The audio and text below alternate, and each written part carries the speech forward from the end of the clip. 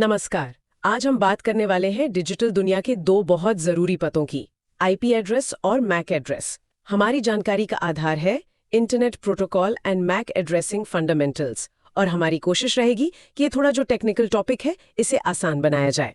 बिल्कुल। तो आसान शब्दों में सोचें तो आईपी एड्रेस क्या है? क्या ये डिवाइस का ऑनलाइन पता है, जैसे हमारे घर का पता होता है? हाँ, काफी हद तक वैसा ही है। ये बताता है कि इंटरनेट पर डेटा कहाँ भेजना है या कहाँ से आ रहा है। जैसे कोई उदाहरण? हाँ, जैसे आपने शायद देखा हो 192.168.1.10, ये एक तरह का आईपी एड्रेस है। अच्छा। और ये पते मतलब बहुत जरूरी हैं। इनके बिना तो इंटरनेट पर कोई भी डिवाइस दूसरे से बात ही नहीं कर सकता। ये नेटवर्क में हर डिवाइस को एक पहचान देते हैं ना, और ये पक्का करते हैं कि ईमेल हो, वीडियो हो या कोई भी जानकारी वो सही डिवाइस तक ही पहुंचे। ये ऑनलाइन कम्युनिकेशन की आप कह सकते हैं नींव है। ठीक है, तो चलिए इस पते के सिस्टम को थोड़ा और समझते हैं। आईपी एड्रेस मतलब इंटरनेट प्रोटोकॉल एड्रेस, ये हर डिवाइस को मिलता है जो नेटवर्क से जुड़ा हो। एक यूनिक नंबर। और पहले क्या था कि इन पतों को थोड़ा व्यवस्थित रखने के लिए क्लासेस में बांटा जाता था, ABC वगैरह।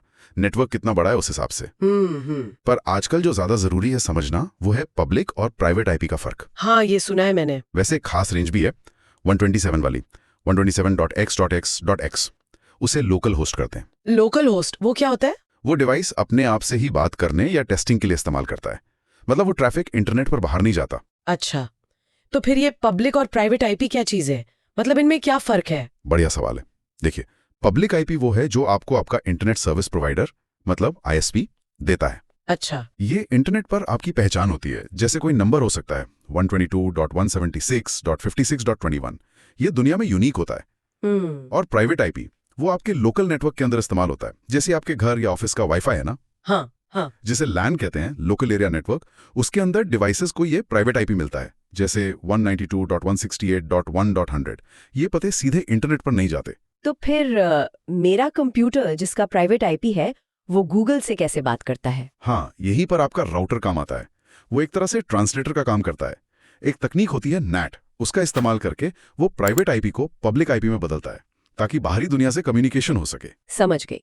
और ये भी सुना है कि आईपी एड्रेस बदलते रहते हैं, ये सच है क्या? हाँ बिल्कुल, यहीं पर स्टैटिक और डायनेमिक आईपी का कॉन्सेप्ट आता है। स्टैटिक और डायनेमिक? हाँ, स्टैटिक आईपी मतलब एक फिक्स्ड पता जो बदलता नहीं। ये जरूरी होता है सर्वर्स के लिए या उन डिवाइस के लिए जिनका पता हमेशा सेम रहना चाहिए ताकि दूसरे उन्हें ढूंढ सकें। ठीक है। और दूसरा है डायनामिक आईपी। एक सिस्टम होता है DHCP, dynamic host configuration protocol. वो नेटवर्क में डिवाइस को अपने आप आईपी असाइन कर देता है। अपने आप? हाँ, और ये पते समय समय पर बदल सकते हैं। ज्यादातर हम आप जैसे घर के यूजर्स डायनामिक आईपी ही इस्तेमाल करते हैं। ISPs के लिए भी इन्हें मैनेज करना आसान होता है। पर अब तो ये सुनने में आ रहा है कि ये आईपी एड्रेस, खासकर वो पुराने वाले IPv4, वो कम पड़ रहे हैं। बिल्कुल सही कहा आपने। IPv4 जो है वो 32 बिट का सिस्टम है और उससे करीब 4.3 बिलियन पत्ते ही बन सकते हैं। बस 4.3 बिलियन? हाँ, सुनने में ज्यादा लगता है, पर आज दुनिया में इतने अरबों डिवाइस हैं, कंप्यूटर, फोन, स्मार्ट टीवी, अरे आजकल तो स्मार्ट बल्ब भी हैं। हाँ, सही बात है। तो ये पत्ते लगभग खत्म हो चुके हैं और इसी प्रॉब्लम को सॉल्व करने के लिए आया IPv6। तो IPv6 इसमें ऐसा क्या खास है? IPv6 है 128 बिट का। मतलब इतने ज्यादा पते कि हम शायद गिन भी ना पाएं। खरबों चरब पते। बाप रे। हाँ, और ये हेक्साडेसिमल फॉर्मेट में लिखा जाता है। पर बात सिर्फ नंबर की नहीं है। IPv6 को डिजाइन ही बेहतर सिक्योरिटी के साथ किया गया है। अच्छा, कैसे? जैसे इसमें IPsec एन्क्रिप्शन का सपोर्ट जरूरी है जो डेटा को सेफ रखता है।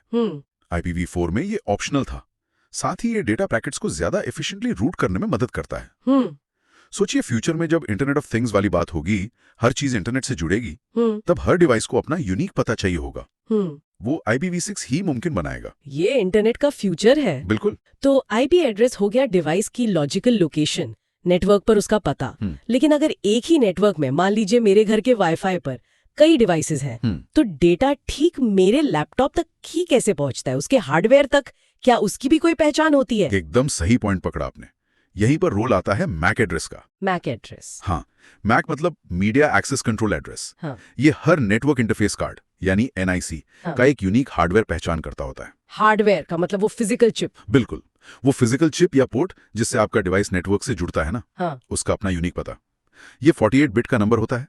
हेक्साडेसिमल में लिखा जाता है, जैसे 00, .1a, हाँ .2b, हाँ .3c, हाँ .4d, हाँ। .5e। अच्छा, तो इसका काम क्या है फिर? आईपी से अलग कैसे है? देखिए, मैक एड्रेस मुख्य रूप से लोकल एरिया नेटवर्क मतलब लैन के अंदर कम्युनिकेशन के लिए यूज होता है। सिर्फ लैन में? हाँ, ज्यादातर। हाँ जब आपके राउटर को डेटा मिलता है हाँ। तो वो आईपी एड्रेस से नेटवर्क तो पहचान लेता है, हाँ। पर उस नेटवर्क के अंदर सही डिवाइस तक पैकेट भेजने के लिए हाँ। वो मैक एड्रेस का इस्तेमाल करता है। अच्छा।